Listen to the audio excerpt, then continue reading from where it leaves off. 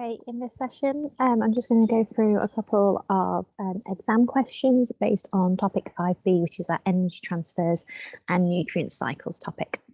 So in this diagram, it shows part of the nitrogen cycle, and it just asks you really simply, which one of the processes, P, Q, or R, involves nitrification? And that would be R. And that's because we've got the nitrates, here, and we've got the ammonium ions here. So the ammonium ions are becoming nitrates. Therefore, this process is nitrification. So also, diagram above includes one process in which microorganisms add ammonium ions to soil. Also asks you to then describe another process carried out by microorganisms which adds ammonium ions to soil. So then it just asks us to basically talk about how that happens. So another way that this can happen is by saprobionts, which we talked about before, saprobionts. Let's zoom this in a bit so we can see it better. So it would be saprobionts.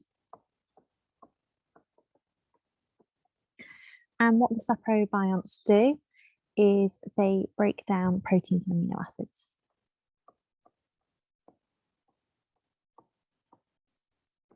So you could say proteins or amino acids, both of them will get you the mark.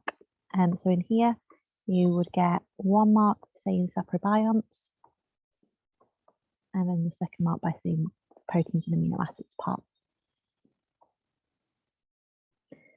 And then it goes on to talk about denitrification. So denitrification requires anaerobic conditions, and ploughing aerates the soil. Explain how ploughing would affect the fertility of the soil. So we'll talk about denitrification, which obviously is putting that nitrogen back into the environment in anaerobic conditions. And with ploughing, which aerates the soil, and we're being asked to explain how ploughing would affect the fertility of the soil. Well, basically, by ploughing, we're going to stop denitrification happening. So ploughing would reduce denitrification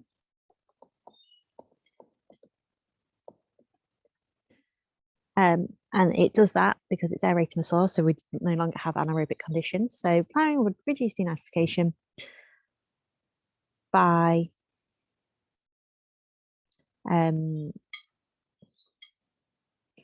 removing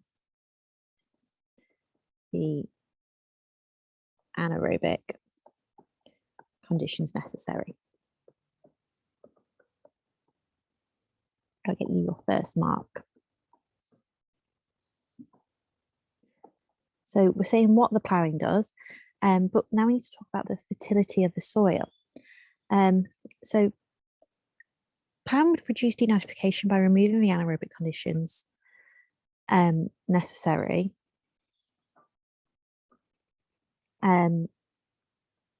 This would increase fertility of the soil.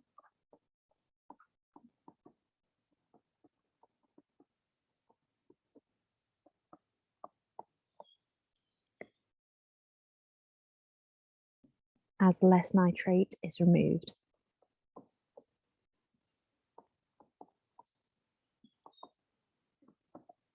And then that part would get you the second mark, because there we've actually explained how it would then affect the fertility of the soil. So first mark, we're linking it to the ploughing, the second mark, then the fertility of the soil, and that's how you'd get the 2 marks of that question. And then you're asked, one farming practice used to maintain high crop yields is crop rotation. This involves growing a different crop each year in the same field. Suggest 2 ways in which crop rotation may lead to high yields. So we're asking to suggest, so it's one of those ones where you're getting questions where maybe you haven't necessarily studied the information, but from the information that you have studied, you should be able to get an answer for this. And so we're looking at crop rotation leading to a high yield. So if we think about the nitrogen cycle, we have those nitrogen fixing plants. So suggest 2 ways in crop rotation might help lead to high crop yields. We can grow crops like legumes. So I'm going to put legumes here, which are nitrogen fixing.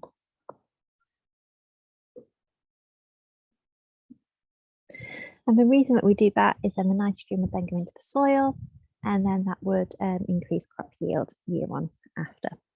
A different way is we could different way in which crop rotation may lead to high crop yields.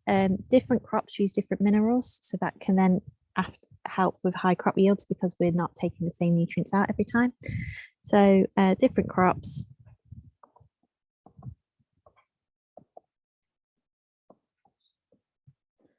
use different minerals. I'll get you a second mark. Another option you could say here, rather than saying different crops use different minerals, different crops have different pests. So again, different pests, different pathogens, different diseases, so they're not going to build up in that one area over time. We're going to have that rotation of them. That would really help about how you get some marks for that question. Question 2, scientists investigated the effect of that mycorrhizal fungus on the growth of pea plants with a nitrate fertilizer or an ammonium fertilizer. Fertilizers were identical, except for nitrate or ammonium. The scientists took pea seeds and sterilized their surface. They planted the seeds in soil that had been heated to 85 degrees for 2 days before use. The soil was sand but contained no mineral ions useful to the plants. And you're asked to explain why the scientists sterilized the surface of the seeds and grew them in soil that had been heated to 85 degrees for 2 days. Well, the reason behind that is to make sure that we're going to kill any fungus or bacteria on the surface of the seeds or in the soil.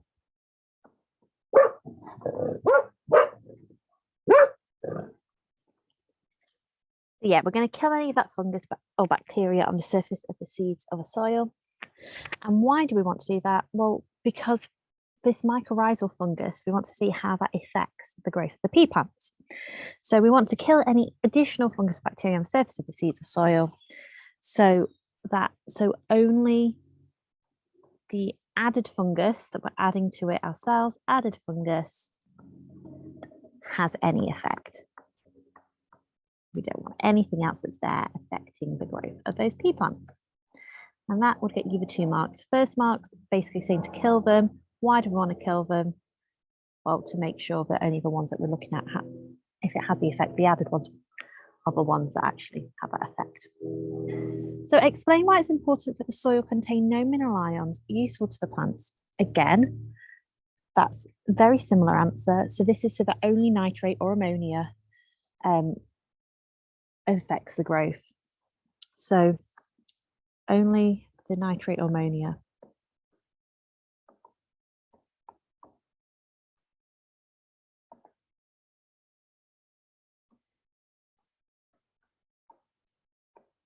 So again, we're looking at here, that sort of understanding of how to control an experiment as much as possible, and that get you 1 mark. So looking at the results a bit more and looking into them a bit more, the pea plants were divided into 4 groups, A, B, C, and D. A was heat-treated mycorrhizal fungus added and nitrate fertilizer. B was mycorrhizal fungus added with a nitrate fertilizer. C was heat-treated mycorrhizal fungus added with ammonium fertilizer, and D was just mycorrhizal fungus added with ammonium fertilizer. The heat-treated fungus had been heated to 120 degrees for 1 hour. Explain A and C, how they act as controls. So obviously, if we're heating them, that's going to kill the fungus. So they're acting as a control so that the effect of the nitrate or ammonium ion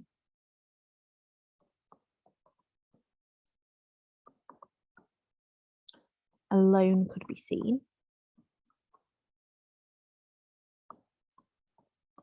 Now I'll get you 1 mark, but it's also looking at the effects of a fungus. It's actually letting us know the effects of a fungus, because then it lets us know, well, so if we can see the effect of the ammonium ion alone or the nitrate alone, we can then see the effect of the fungus. Because if we just do both of them together, we don't know if the effect is coming from the fungus or from the fertilizer. But why we heat treat it and still add it is because we still need the presence of it there, because somebody could then argue, well, it's not there at all. So we've got it, we've heat treated it, which then means less, it's not going to work, it's going to have killed it. And that will get you 2 marks. So after 6 weeks, scientists remove the plant from the soil and cut the roots from the shoots. They dry the plant material in an oven at 90 degrees for 3 days. They then determined the mean dry masses of the roots and shoots of each group of pea plants. Suggest what the scientists should have done during the drying process to be sure that all the water had been removed from the plant. And that is to weigh the samples at intervals during the day, during the drying.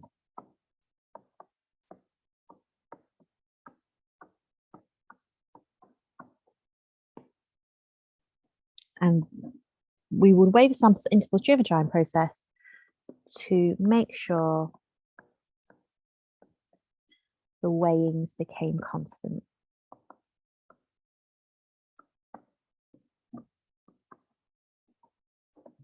During those 3 days.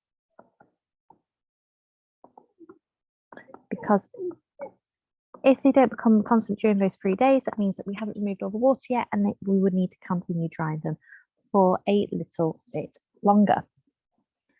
So the scientists' results are shown in the table below, and you are asked what conclusions can be drawn from the data in the table about the following. So you're asked the effects of the fungus on growth of the pea plant. So straight away, if we're looking at the effects of fungus, we're going to be looking at B and D, because they're the ones with the fungus present, and it's on the growth of the pea plants. So let's have a little look. Let's have a look at our live fungus straight away. So I'm looking at the live fungus, so that's B and D. The live fungus, it increases growth rates of the roots and shoots in both. We've got increased growth rate in both.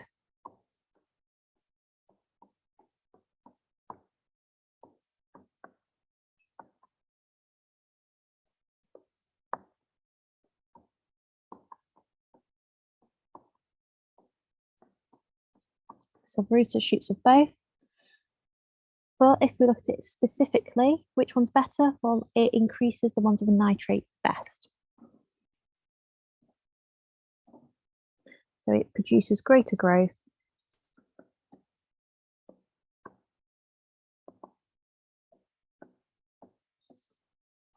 with nitrate.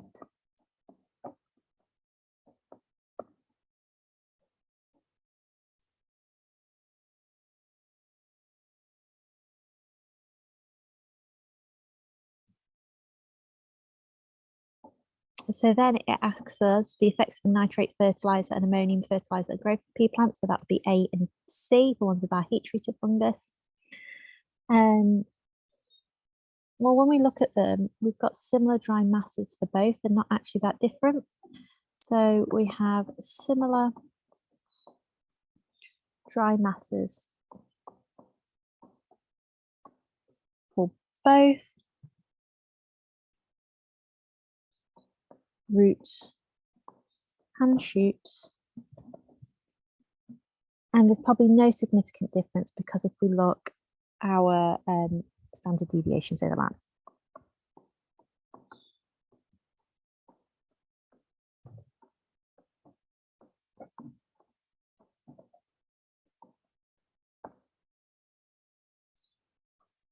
So the scientists determined the dry mass of the roots and shoots separately.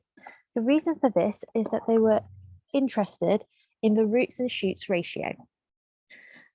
Ratio of a shoot to root growth of pea plants. It is a shoot of the pea plant that is harvested for commercial purposes. Explain why determination of dry mass was an appropriate method to be used in this investigation. Well, dry mass, that determines our increase in biological material, so our biomass.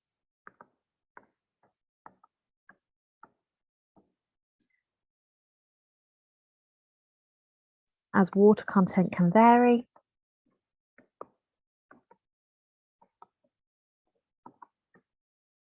it removes any water. And that will get you the 2 marks. So it determines increase in biological material, the biomass, as water content does vary, and then would affect the mass.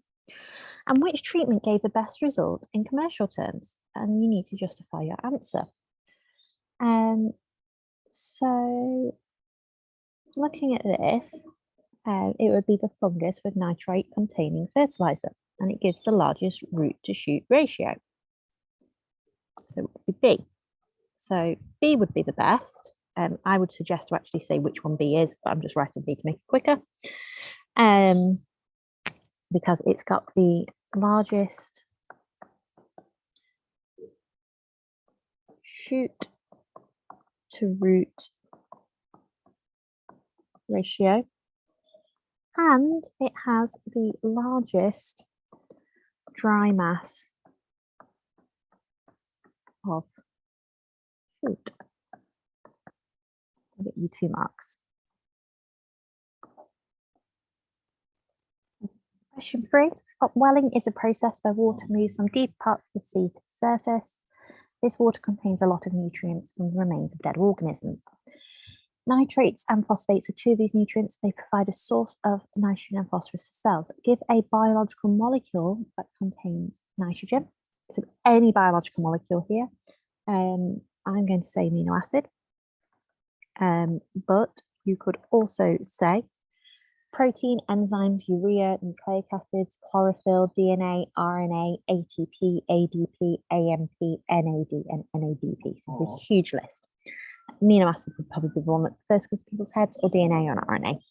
And then a molecule that contains phosphorus. So I'm going to go with DNA here because it has that sugar phosphate backbone, so it'll have phosphorus. And you can also have RNA, nucleic acid, ATP, ADP, AMP, NADP, TP, GP, RUBP, and phospholipids. That got you 2 marks. So then you're asked to describe the role of microorganisms in producing nitrates from the remains of dead organisms. First of all, let's name those microorganisms.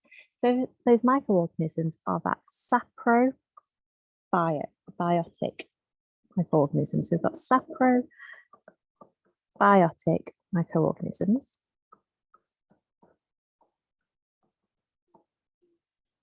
And they break down the remains of dead material. So they break down the remains of dead material into ammonia.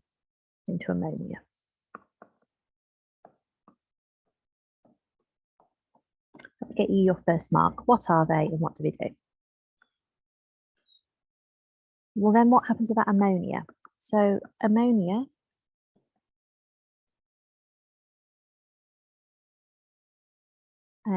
or ammonium ions, depending on how you describe them, or ammonium ions are converted into nitrites, and then nitrates, That will get you 2 marks, another mark. And then finally, by, what does it? Nitrifying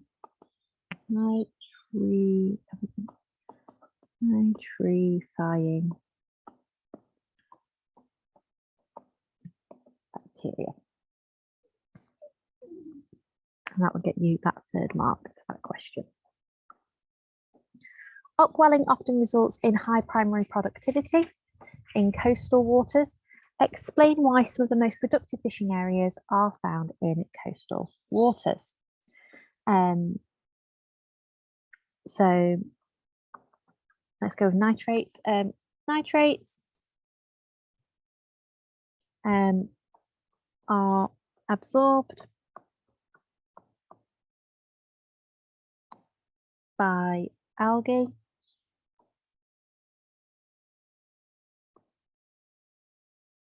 so there's more producers. So more producers means more food. So there is more fish. It should be 2 marks. Going to skip that question because that's not appropriate. So the diagram below shows the nitrogen cycle. And you're asked to name process P. So we're going from ammonium ions to nitrate ions. And so that would be nitrification.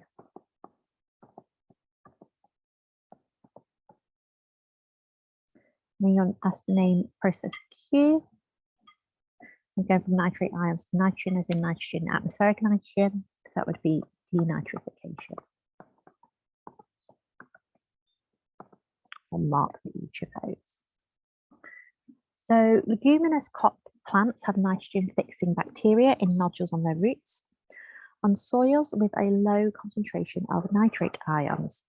Leguminous crops often grow better than other types of crop, and then you're asked to explain why. So it just means that nitrogen to ammonia allows us to produce that more proteins. What I want to look at now is some specifically questions looking at energies and ecosystems rather than the nutrient cycles. So here we've got a graph, and this graph shows how gross productivity and biomass in an area change with time in the succession from bare soil to mature woodland. And it asks us to express appropriate units for gross productivity. So we want our unit of energy, our mass.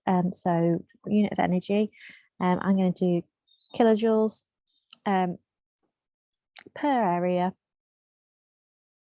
meter squared per year. And that would be an appropriate unit. And as we said before, you can also do per hectare per year.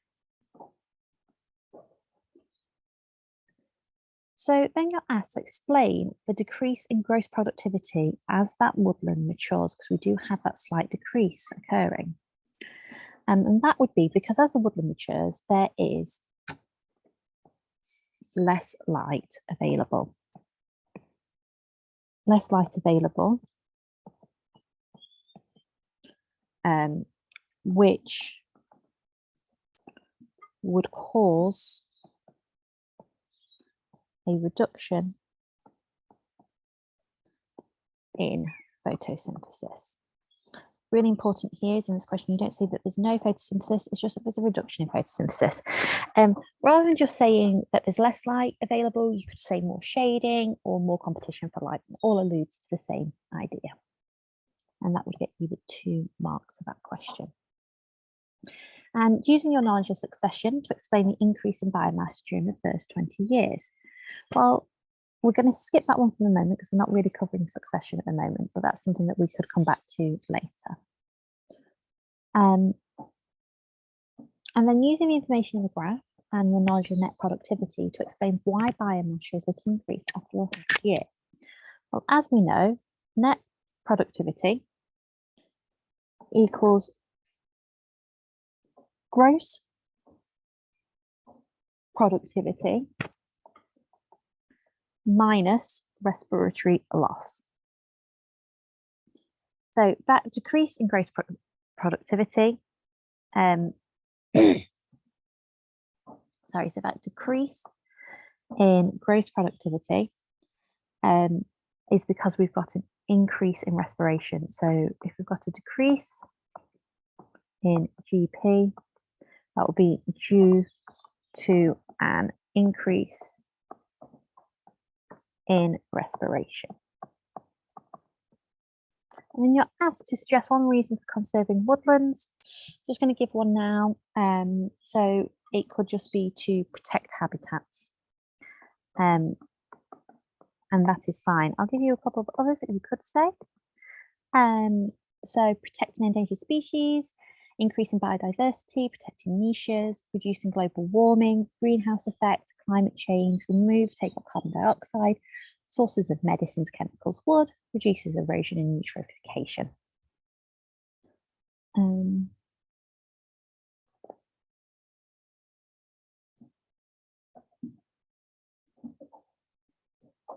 Let's skip question 2. I'm going to go to question, actually no, we've done question 3 earlier. And we've done question 4, so we might have to actually go back to 2. Yeah, we'll go back to 2. And then we'll finish on this one. So question 2, chloroplasts contain chlorophyll A and chlorophyll B. Scientists found tobacco plants with a mutation that caused them to make more chlorophyll B than normal tobacco plants. They investigated the effect of this mutation on the rate of photosynthesis. The scientists carried out the following investigation. They grew normal and mutant tobacco plants, and they grew some of each in low light intensity and grew others in high light intensity. They isolated samples of chloroplasts from mature plants of both types, and finally they measured oxygen production by the chloroplasts they had isolated from. So this is the isolated from the plants. The figure below shows the scientists' results. And you're asked to explain why the scientists measured the rate of production of oxygen in this investigation. Well, as we know, oxygen is produced in the light-dependent reaction in photosynthesis. So the faster oxygen is produced, the faster the light-dependent reaction. So again, yeah, oxygen produced in a light-dependent reaction. So therefore, the faster oxygen is produced, the faster light-dependent reaction is occurring. So that means the rate of photosynthesis. So in each trial, scientists collected oxygen for 15 minutes. I'm just going to leave this question out because I just want to look at energy and ecosystems in a bit more detail. So I'm just going to leave this one here because this one's more about photosynthesis. So this was just a quick overview of exam questions looking at energy transfers and ecosystems and nutrient cycles. Thank you.